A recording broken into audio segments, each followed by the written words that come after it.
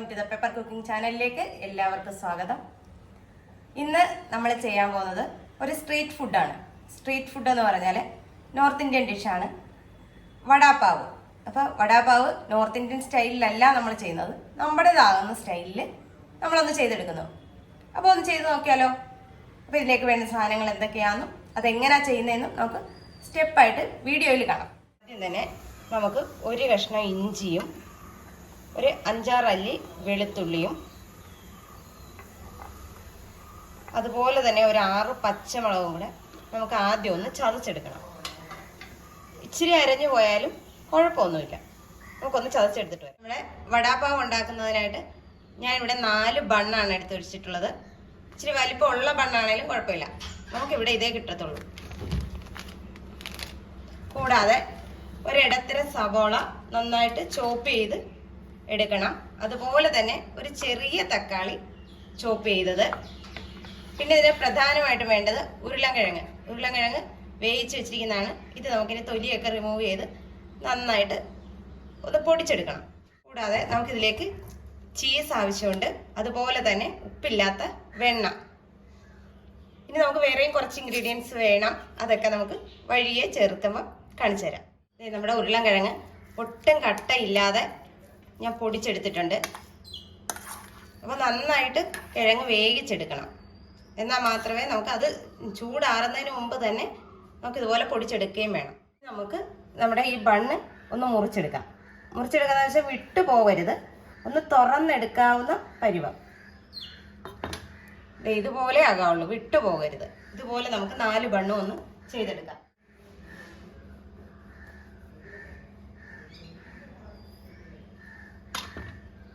കണ്ടോ, ഇതുപോലെ നമുക്ക് തുറന്നെടുക്കാൻ പറ്റണം. ഒരു സ്റ്റൗ കത്തിച്ച് നമ്മൾ പാൻ അടുപ്പിലോട്ട് വെച്ചിട്ടുണ്ട്. ഇതിലേക്ക് നമുക്ക് അല്പം ബട്ടർ ഇട്ട് കൊടുക്കാം.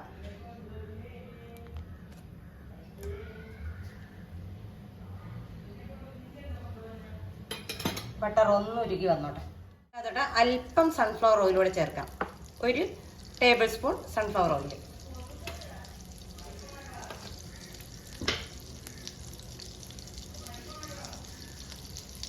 ഇതിലേക്ക് നമ്മുടെ ബണ്ണ് വെച്ച് കൊടുക്കാം, കമത്തി വെച്ച് കൊടുക്കണം. ഇതിൻ്റെ അകത്തൊന്ന് എന്താ പറയുക, റോസ്റ്റായി വരാൻ വേണ്ടി മാത്രം 2 എണ്ണം നമുക്കിതിൽ വെച്ച് കൊടുക്കാം. കഴിയുന്നത് വിട്ടു പോകാതെ ശ്രദ്ധിക്കുക. വിട്ടു പോയാലും കുഴപ്പമൊന്നുമില്ല, നമുക്കത് അഡ്ജസ്റ്റ് ചെയ്തെടുക്കാം. ജസ്റ്റ് ഒന്ന് ചൂടാക്കി എടുത്താൽ മതിയാവും. നമുക്കിത് എടുക്കാം, വിട്ടു പോകാതെ നമുക്ക് എടുക്കണം.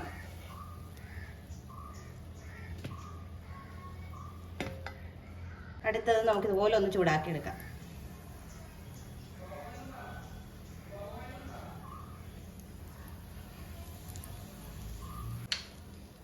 ഇങ്ങനെ നമ്മൾ ചെയ്തെടുക്കണം. നമ്മളിങ്ങനെ ഇട്ട് കഴിയുമ്പോഴത്തേക്ക് നമുക്ക് ഇതേ രീതിയിലാണ്, ഞാനിപ്പോൾ കാണിച്ച രീതിയിലാണ് നമുക്കിത് കിട്ടുക. അത് വിട്ടു പോകാതെ എടുക്കണം.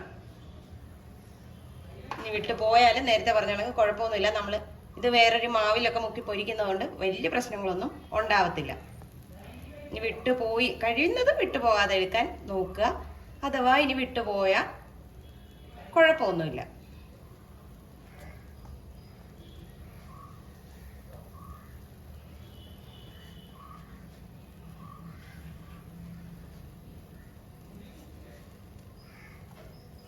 ഇതുപോലെ അടച്ച് നമുക്ക് എടുക്കാം.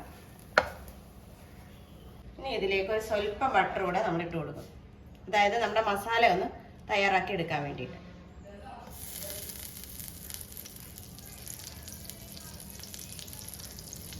നമ്മുടെ ബട്ടർ നന്നായിട്ട് ഉരുകി വന്നിട്ടുണ്ട്. ഇതിലേക്ക് നമുക്ക് ചതച്ച് വെച്ചിരിക്കുന്ന പച്ചമുളകും ഇഞ്ചിയും വെളുത്തുള്ളിയും കൂടെയുള്ള പേസ്റ്റ് ചേർത്ത് കൊടുക്കാം.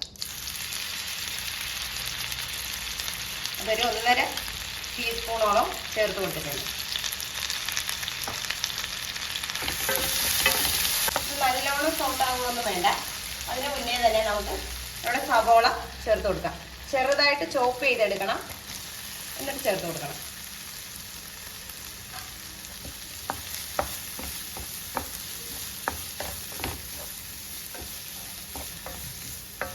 സവോളയുടെ പച്ച ചുവയൊക്കെ ഒന്ന് മാറി വരുന്നവരെ നമുക്കൊന്ന് ഇളക്കി കൊടുക്കാം. നമ്മുടെ സവോള നന്നായിട്ട് വാടിയിട്ടുണ്ട്. അതിലേക്ക് നമുക്ക് അരിഞ്ഞു വെച്ചിരിക്കുന്ന തക്കാളിക്ക ചേർത്ത് കൊടുക്കാം.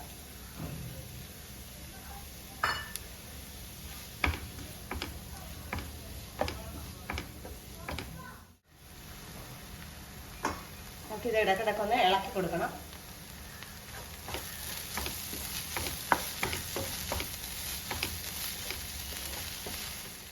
ഇതിനകത്തേക്ക് നമുക്കൊരു 1/4 ടീസ്പൂൺ മഞ്ഞൾപ്പൊടി ചേർത്ത് കൊടുക്കാം. അതുപോലെ തന്നെ നമുക്ക് 1 ടീസ്പൂണോളം കാശ്മീരി മുളക് പൊടി ചേർത്ത് കൊടുക്കാം.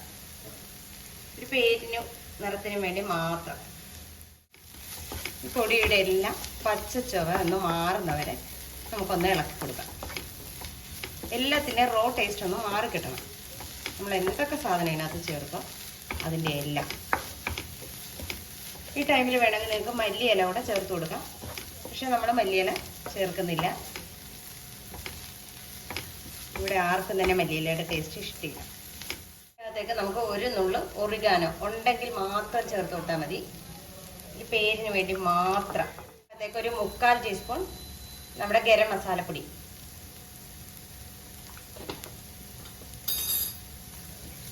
അതും ചേർത്ത് കൊടുത്ത് നന്നായിട്ട് ഇളക്കുക.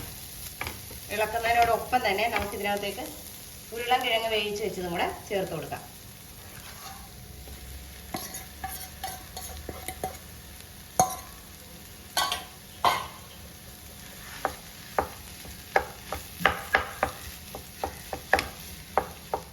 മസാലകളെല്ലാം നന്നായിട്ട് ഉടച്ച് ഇതിൽ പിടിപ്പിക്കണം. ഇതേ സമയം നമ്മൾ ഇതുവരെ ഉപ്പ് ചേർത്തിരുന്നില്ല. നമുക്ക് ഉപ്പ് ചേർത്ത് കൊടുക്കാം.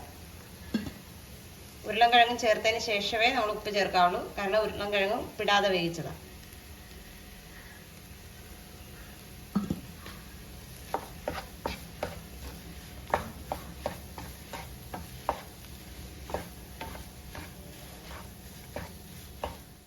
ഇതിനകത്തേക്ക് നമുക്കൊരു 1/4 ഗ്ലാസ് വെള്ളം ചേർത്ത് കൊടുക്കാം.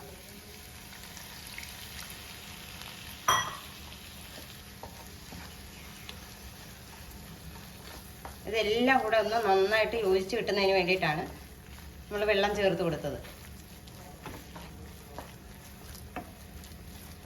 നമ്മുടെ ആ തവി വെച്ച് ഒന്ന് ഉടച്ചു കൊടുത്താൽ മതി. എല്ലാം ഒന്നായിട്ട് അതിൽ ചേർന്ന് കിട്ടും. നമ്മൾ ഒഴിച്ച വെള്ളമൊക്കെ അന്നേരം തന്നെ അത് അബ്സോർവ് ആയിട്ടുണ്ട്.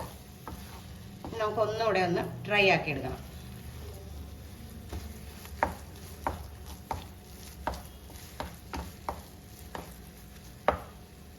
ഇപ്പം 1/4 ഗ്ലാസ് എന്ന് ഞാൻ പറഞ്ഞെങ്കിലും എനിക്ക് 1/4 ഗ്ലാസ് വെള്ളം ഇതിനകത്തേക്ക് ആയിട്ടില്ല.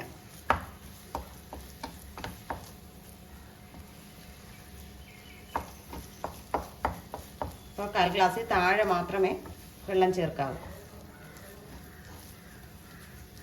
ഇതുപോലെ ഒന്ന് കട്ട കെട്ടി കിടക്കാൻ പാടില്ല. അതൊക്കെ നമ്മൾ ഒന്ന് ഉടച്ചു കൊടുക്കണം.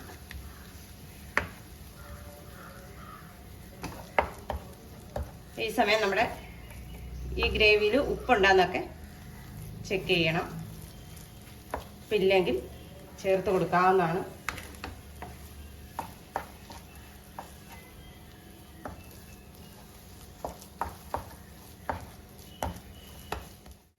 നമുക്കത് ഈ പരുവത്തിൽ സ്റ്റൗ ഓഫ് ചെയ്യാം. നല്ലോണം ഡ്രൈ ആയിട്ടുണ്ട്.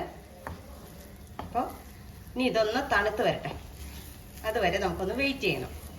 ഇനി ഇതിലേക്കൊരു ബാറ്റർ തയ്യാറാക്കേണ്ടതുണ്ട്. അതിനായിട്ട് ഞാനൊരു 3/4 കപ്പ് കടലമാവാണ് ഇവിടെ എടുത്തിരിക്കുന്നത്. 3/4 കപ്പ് കടലമാവിലേക്ക് 1 ടീസ്പൂൺ കാശ്മീരി മുളക് പൊടി, അതായത് ഒരു നിറത്തിന് വേണ്ടി മാത്രമാണ് നമ്മളിത് മുളക് പൊടി ചേർത്ത് കൊടുക്കുന്നത്. ഇതൊക്കെ കൂടുതൽ വേണമെങ്കിൽ ചേർക്കാവുന്നതാണ്. എനിക്ക് അത്രയും മതി. ഇനി ഇതിലേക്ക് ഒരു 1/4 ടീസ്പൂൺ കായപ്പൊടി,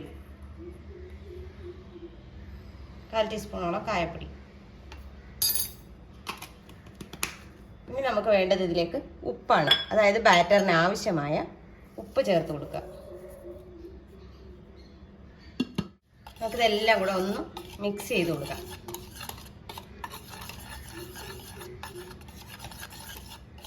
മിക്സ് ചെയ്തതിന് ശേഷം നമുക്ക് കുറേശ്ശെ വെള്ളം ഇതിനകത്തോട്ട് ചേർത്ത് കൊടുക്കാം.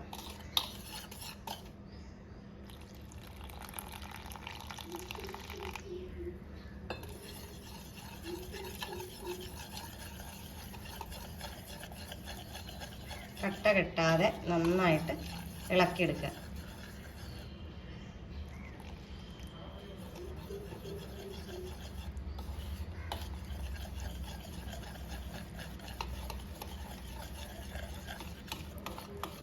ഇതിപ്പോൾ ഒരു തിക്നെസ് കൂടുതലാണ്, അപ്പം ഇത്രയും തിക്നെസ് നമുക്ക് വേണ്ട. ഇത് സ്വല്പം കൂടെ ഒന്ന് ലൂസാക്കി കൊടുക്കണം.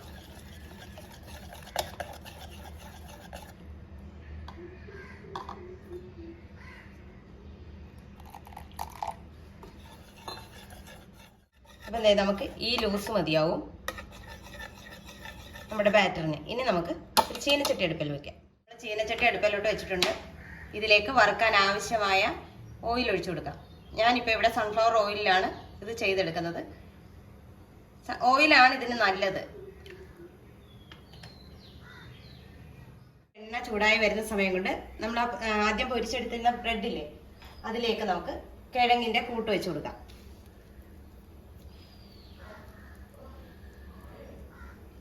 ശകലം വെച്ചാൽ മതിയാവും, അത് നിരത്തി വെച്ച് കൊടുക്കണം.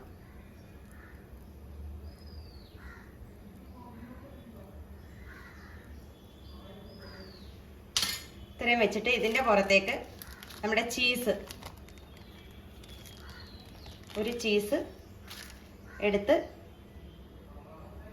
അപ്പുറത്തെ സൈഡിൽ വെക്കണം. അത് മടക്കിയോ എങ്ങനെയാണെന്ന് വെച്ചാൽ അത് നമ്മുടെ യുക്തി പോലെ ചെയ്യുക. ഇപ്പം ഇങ്ങനെ ചെയ്തിട്ട് ഇത് മടക്കുക. ഇങ്ങനെ നമുക്ക് ഓരോ ബണ്ണും ചെയ്തെടുക്കാം. വീണ്ടും നമ്മൾ ആദ്യം ചെയ്തതുപോലെ തന്നെ കിഴങ്ങിൻ്റെ കൂട്ട് വെച്ച് കൊടുക്കുക. ഒരു വശത്ത് നമ്മുടെ ചീസ്.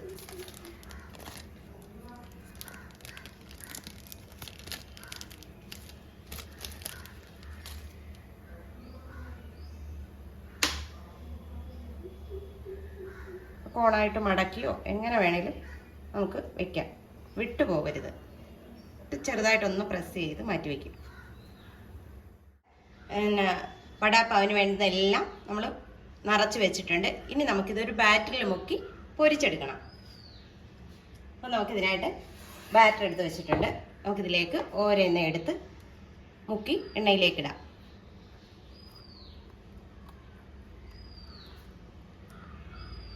നന്നായിട്ട് മുക്കണം. നമുക്ക് എണ്ണയിലേക്ക് ഇട്ട് കൊടുക്കാം. ബാറ്റർ എല്ലാ സൈഡിലും ബാറ്റർ മുങ്ങിയിരിക്കണം.